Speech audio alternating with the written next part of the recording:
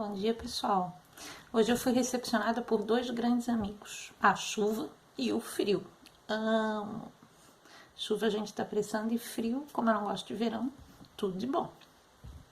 Cobertorzinho, então, filminho e pipoca, tudo de bom também. Mas a gente também pode fazer as atividades, o cobertorzinho com a pipoca.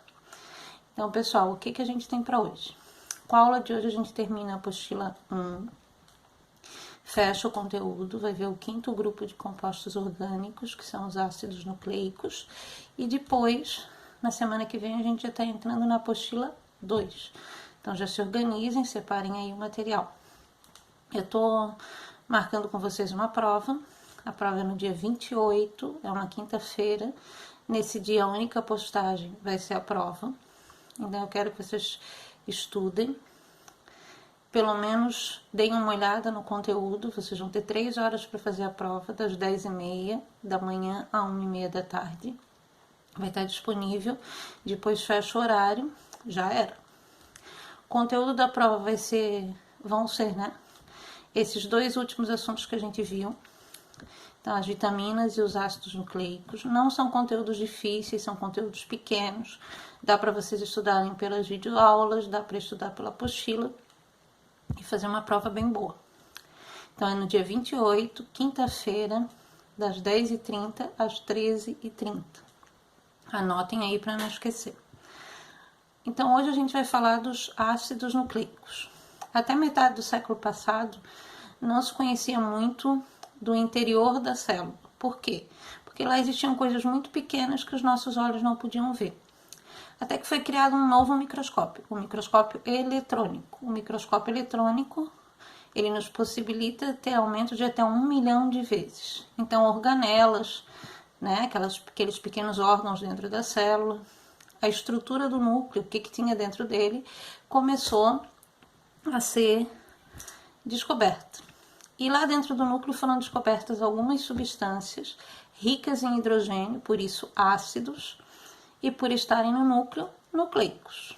Hoje em dia a gente sabe muito sobre 2 deles, mas também sabe que existem outros que ainda estão sendo estudados. Esses 2 são conhecidos como DNA e RNA. Essa sigla a gente usa no mundo inteiro. Então, se eu for fazer um trabalho numa revista científica para mandar para o Canadá, eu vou ter que usar DNA e RNA. Agora, se eu for fazer um trabalho para uma revista científica aqui no Brasil, eu também posso usar ADN ou ARN. DNA quer dizer ácido desoxirribonucleico. O desoxirribose é o nome do açúcar que existe nesse ácido. É uma diferença entre os dois. O RNA é o ácido ribonucleico. Então, ele tem um açúcar que se chama ribose. Então, a primeira diferença entre eles, o nome. Segunda diferença, o açúcar que eles possuem. Assim como nos outros compostos orgânicos, os ácidos nucleicos também são formados por pequenos pedaços. Cada um desses pedaços é chamado de nucleotídeo. O nucleotídeo, ele vai ser como um tijolinho. Então, vão ser os vários tijolinhos que vão formar o DNA e o RNA. No DNA, esses nucleotídeos, esses tijolinhos, eles formam 2 fios ou fitas e elas estão enroladas em espiral. Como elas estão enroladas em espiral e estão sempre se mexendo, elas são chamadas de dupla hélice. Dupla porque são 2 e hélice porque lembra o movimento de uma hélice de um avião, por exemplo. Enquanto que o RNA só tem uma fita e não tem movimento. Então, a gente diz que o RNA tem fita simples, enquanto que o DNA tem fita dupla. E o movimento se chama helicoidal, ou dupla hélice. Então, essa é outra diferença. DNA 2 fitas, RNA 1 fita. Além dessas, o nucleotídeo, o pedacinho pequenininho do DNA, ele tem 3 partes. Um açúcar, que eu já falei, a desoxirribose, uma substância rica em fósforo, que a gente chama de fosfato, e um pedacinho de proteína. Essa proteína é uma proteína especial e se chama base nitrogenada. Então, o nucleotídeo, o pedacinho pequeno do DNA, tem açúcar desoxirribose, fosfato, que é uma substância rica em fósforo, e base nitrogenada, que é um pedacinho de proteína. O RNA também tem nucleotídeo, então ele também tem partezinhas. O açúcar, que é a ribose, o fosfato, que é igual ao do DNA, então agora é uma semelhança, não é uma diferença, e também tem base nitrogenada, também tem um pedacinho de proteína. Foram descobertas no DNA e no RNA 5 bases nitrogenadas, só que foi percebido que cada um deles só tem 4, então falta uma em cada um. O DNA tem adenina, timina, citosina e guanina. E elas gostam de andar juntinhas. A adenina só se liga com a timina. Então, se lá numa fitinha de DNA eu tiver adenina, na outra fitinha de DNA eu vou ter timina. Então, elas se unem aí. Elas só andam de mãozinhas dadas dessa forma. E a citosina se liga com a guanina. Quando vocês observarem os modelos que eu mandei na outra videoaula, vocês vão ver que essas bases são representadas por letrinhas, pela primeira letrinha do nome de cada uma. E nessa ligação existem os risquinhos. Esses risquinhos, que são as ligações, se chamam pontes de hidrogênio. Então, as bases estão ligadas por pontes de hidrogênio.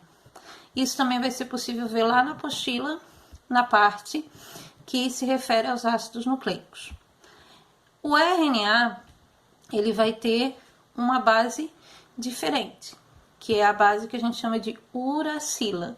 E o DNA vai ter uma base diferente, que é a timina. Então, vamos lá. DNA tem adenina, timina, citosina, guanina. Não tem uracila. O RNA tem adenina, uracila, citosina e guanina. Não tem timina. Então, uma forma de eu identificar é pelas letrinhas. Então, se tiver o T, é DNA. Se tiver o U, é RNA. Então, é uma forma da gente diferenciar os dois também, a base nitrogenada. Esses nucleotídeos vão se unir e vão formar o DNA e o RNA. E aí, deixa eu contar uma historinha para vocês. Vamos imaginar que a célula é uma empresa. Uma empresa sempre tem alguém que manda, um gestor, um presidente. Então, vamos imaginar que o presidente da nossa empresa é o DNA. Ele está numa sala especial, lá no núcleo da célula, e ele não pode sair. Por que ele não pode sair? Se ele sair do núcleo, existe uma proteína no citoplasma que se chama DNase. Lembram do Pac-Man? Pois é como se fosse Pac-Man. Ele come o DNA, destrói ele totalmente. Então, o DNA não pode sair do núcleo. E como é que o presidente da empresa, ele vai simplesmente mudar as informações ou dar as ordens para o resto da empresa? Ele não pode usar simplesmente um alto-falante. Então, o que ele faz? Ele chama os diretores da empresa para irem até ele. Quem são os diretores da empresa? Os vários tipos de RNA que estão espalhados pelo citoplasma e pelo núcleo. Então, eles podem entrar na sala do presidente e eles podem sair. Então, eles vão até lá, o DNA diz para eles o que cada um tem que fazer em seu setor, eles saem do núcleo, vão para o citoplasma e lá eles produzem os operários. Então, os RNAs vão produzir as proteínas. As proteínas são os operários das células, são eles que vão realizar as várias funções da célula. Então, são eles que vão cuidar da produção, do armazenamento, da liberação, eles vão realizar todas as funções. Então, vamos lá de novo. O DNA vai usar o RNA para produzir as proteínas.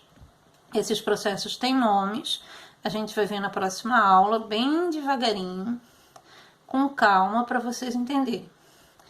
Além disso, o DNA tem uma função super importante. Ele é responsável pelo palavrão, a hereditariedade. Que bicho é esse? Hereditariedade é a transmissão das características de pais para filhos. Então, por exemplo, se eu tenho olhos verdes é porque eu recebi essa característica que estava no óvulo e no espermatozoide dos meus pais. Então, tudo que nós somos veio através do óvulo e do espermatozoide dos nossos pais e formou quem nós somos hoje. Essas características, elas são passadas através dessa substância, do DNA. Então, toda vez que uma célula vai se dividir, ela, antes de se dividir, ela faz uma cópia do DNA. Por isso que, se eu precisar, por exemplo, fazer um exame de DNA, eu posso usar qualquer célula do corpo. A gente opta pela do sangue e pela da saliva, que são mais fáceis de coletar, então mais fáceis da gente trabalhar. Mas eu posso usar qualquer uma. Entendido, povo? Qualquer coisa, eu tô aqui no horário de vocês daqui a pouco, só tirar dúvidas. Trabalhinho eu vou corrigindo, conforme for corrigindo, vou atribuindo nota e colocando lá na plataforma para vocês, ok? Um beijo, uma boa semana. Aproveitem a chuvinha e o frio, a pipoca e o cobertor. A gente se vê na semana que vem.